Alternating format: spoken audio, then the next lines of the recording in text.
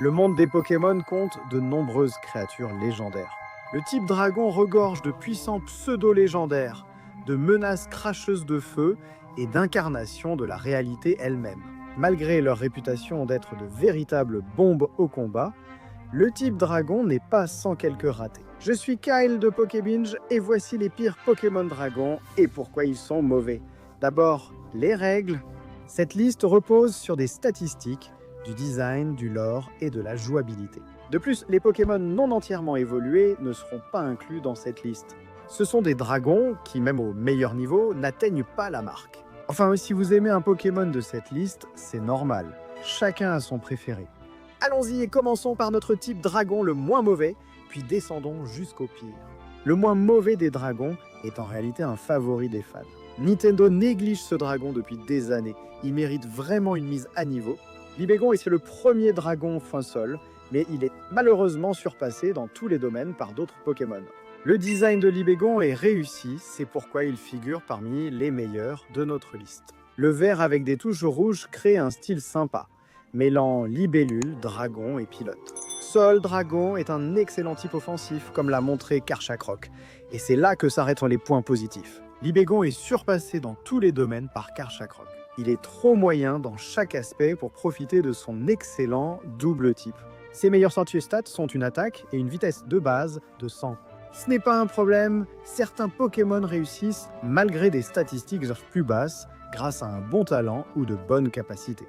Cela nous amène au talent. L'évitation est correcte, mais il y a mieux. Une capacité d'immunité est des bonnes, mais elle est limitée à plusieurs égards pour être excellente. Machoyoter est clairement une meilleure version que l'évitation.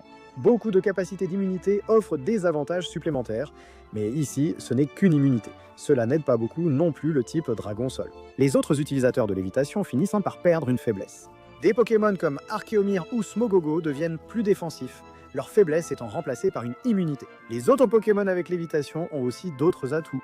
Trioxydre exerce une forte pression offensive et Créfadé profite de l'immunité pour renforcer son soutien défensif. Libégon bénéficie moins de son immunité que d'autres Pokémon.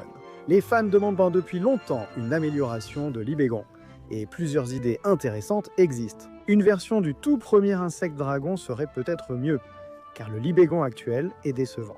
9 Pokémon pseudo-légendaires étaient de ce type dragon. Un pseudo-légendaire est un Pokémon non légendaire à 3 évolutions totalisant 6 Sense en statistiques de base. Presque tous sont des puissances et très utilisables, cependant il y en a un qui n'est pas à la hauteur des autres. Ce Pokémon c'est le pseudo-légendaire de la 6e génération Goodra. Goodra a tout de même pas mal d'atouts. Le design escargotois offre une version amusante du dragon. Son panel d'attaque est excellent, offrant de nombreuses capacités physiques et spéciales que Goodra exploite grâce à de bonnes stats offensives. Sa défense spéciale est énorme avec une base de 150, mais c'est son seul atout. Les Pokémon attaquants mixtes sont efficaces avec assez de vitesse ou une attaque puissante comme Rayon Gelé. Avec une vitesse de base de 80, Goodra est trop lent pour exploiter ses stats mixtes. Ses statistiques offensives étant équilibrées, il peine à infliger de lourds dégâts aux adversaires plus lents et robustes. La défense de base de 70 pénalise Goodra, qui dispose de 3 talents au choix. Hydratation est correcte. Dans une équipe axée sur la pluie, cela aide la résistance de Goodra mais ne compense pas sa faible défense. Glueux comme talent, ralentit l'adversaire à chaque contact avec Goodra. Avec 70 de défense, il vaut mieux éviter que Goodra subisse une attaque physique. Interface graphique utilisateur peut être utile, mais Goodra ne survivra pas assez longtemps pour en profiter. Herbivore immunise contre les attaques, plante et peut augmenter l'attaque. Utile parfois, mais un peu redondant. Les types dragons résistent déjà au type plante, et l'immunité n'est pas une amélioration si importante que ça.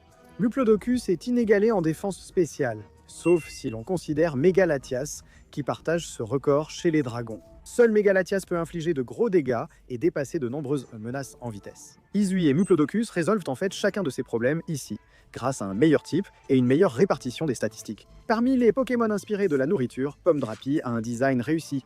Ce mignon dragon tarte aux pommes au corps massif fonctionne bien. Souvent jugés comme des choix de design paresseux, les Pokémon inspirés de la nourriture incluent Pomme Drapi, un tank défensif lent. Il s'en sort bien dans ce rôle.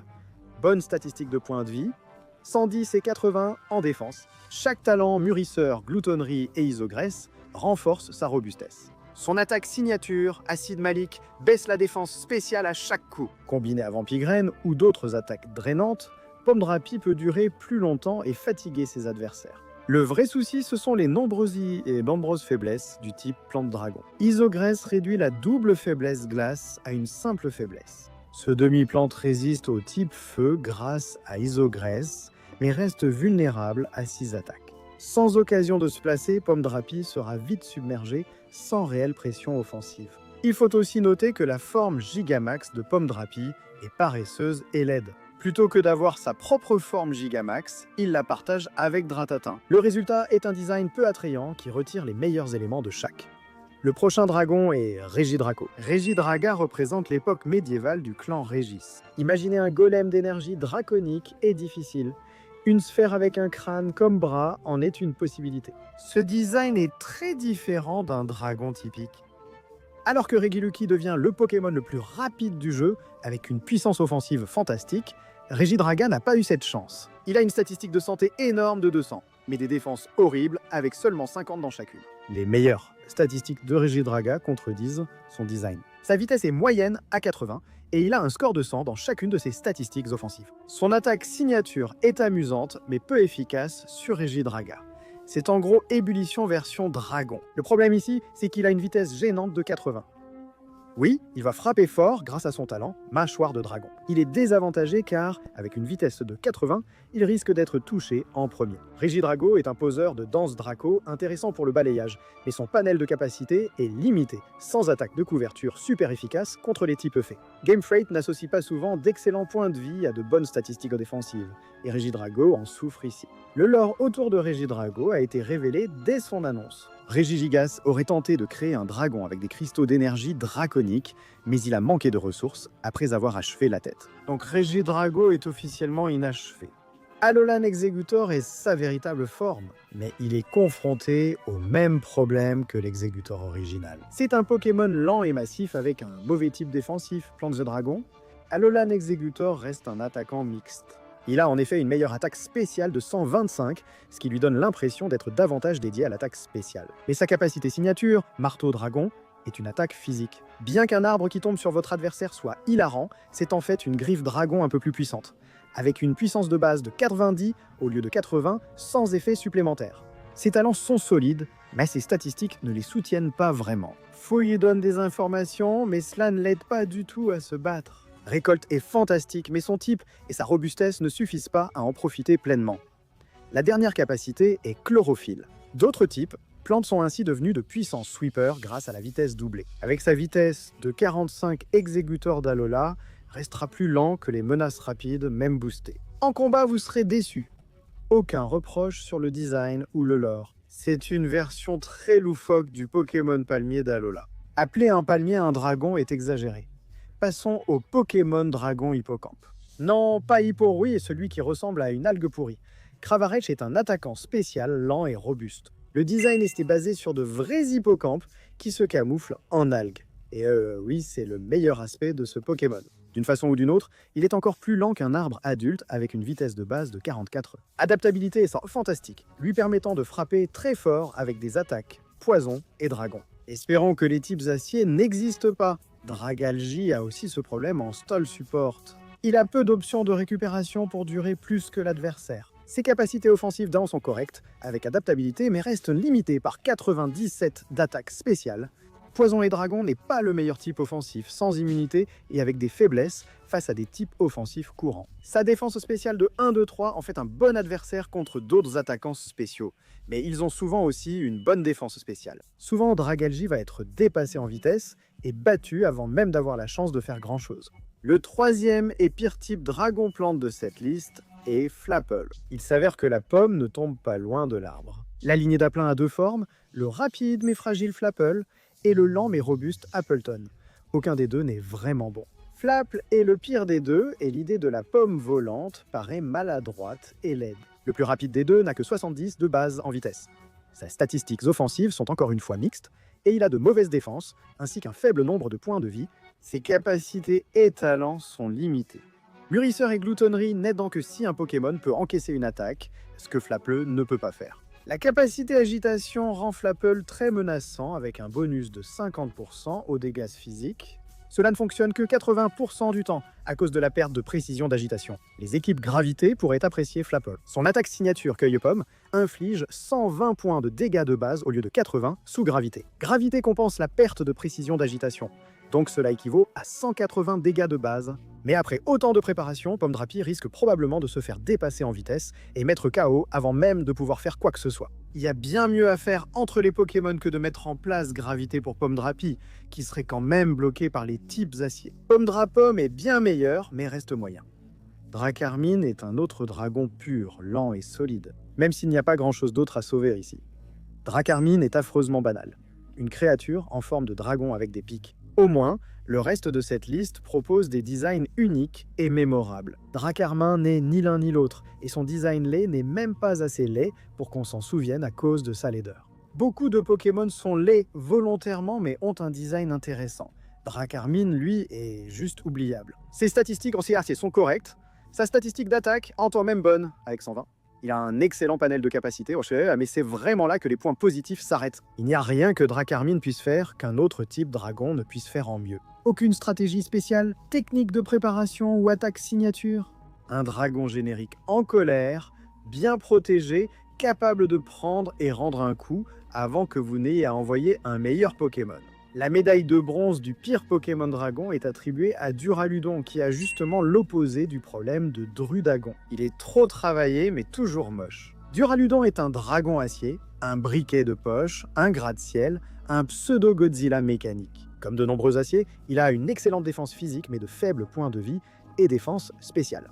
Ce colosse massif succombe facilement aux attaques spéciales puissantes, et à une vitesse redoutée de 85, il ne peut pas augmenter sa vitesse et est trop rapide pour la distorsion. Le type acier dragon excelle en défense, mais sa faible défense spéciale reste un point faible. Hisui et Goodra, acier dragon, 1150 en défense spéciale, 100 en défense physique et 80 en points de vie. Oui, Duraludon est légèrement meilleur pour encaisser les attaques physiques, mais pas de beaucoup. Il lui manque également de nombreuses attaques puissantes ou options de couverture. 120 en attaque au spécial, c'est bien, mais il n'a pas d'attaque pour en profiter. Hisui et Goodra offrent une excellente couverture. Avec Duraludon, on voit une répartition de 95 en attaque physique et 120 en attaque spéciale. Cela en fait un attaquant plus polyvalent, certes, mais en d'autres termes, un mauvais attaquant dans les deux domaines. La médaille d'argent du pire Pokémon de type dragon revient à Tortanctor. Tortanctor est affreusement laid. Chaque aspect de ce Pokémon est pointu. Sa bouche est pointue, son nez est pointu.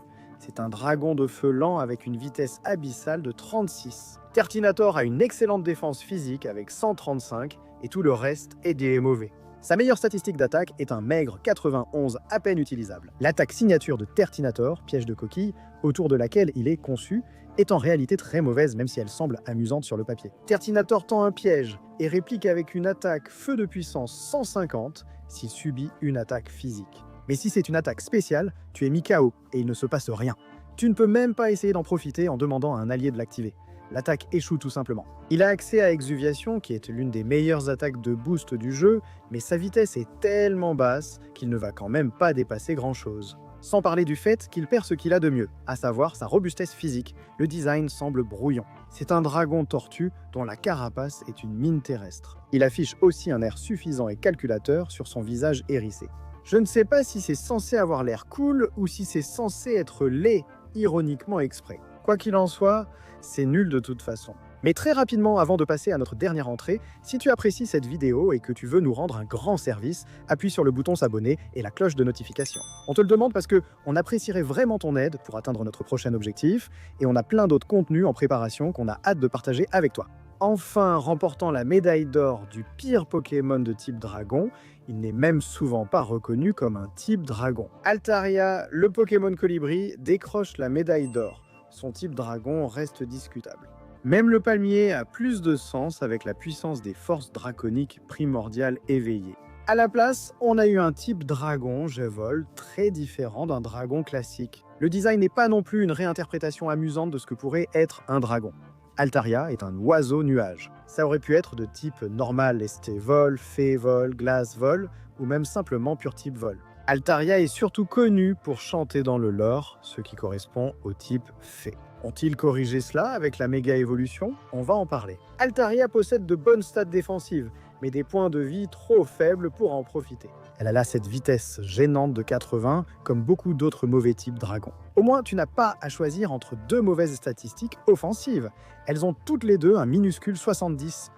Altaria, un type dragon entièrement évolué, à 70 de puissance de base pour chaque statistique offensive. Il apprend Danse Draco, mais reste surpassé par tous les autres danseurs dragons. Kotogarde est une capacité amusante qui booste fortement la défense physique. Altaria fait partie des rares à avoir Kotogarde. Mais ensuite, que fais-tu? Les options Stall d'Altaria sont à la fois limitées et surpassées par d'autres dragons. Mega Altaria est unique et bien conçu. C'est le seul type dragon fait. Le double type est solide en défense et en attaque, mais en combat, il reste simplement correct. Après la méga évolution, il devient un Pokémon complet avec de meilleures statistiques, sauf en vitesse et points de vie. Cela soulève un autre problème. Il pouvait tout faire parce qu'il était mauvais dans tout. Tu peux utiliser Danse Draco pour un attaquant physique, mais d'autres dragons le surpassent finalement. C'est pareil pour les builds d'attaquants spécial ou stall. Le type dragon fée est unique et le design n'est pas mauvais. Cependant, ce choix demeure assez moyen pour les méga évolutions. Les statistiques dépassent souvent 150 pour les méga évolutions. Voir Altaria plafonner à 110 est vraiment regrettable.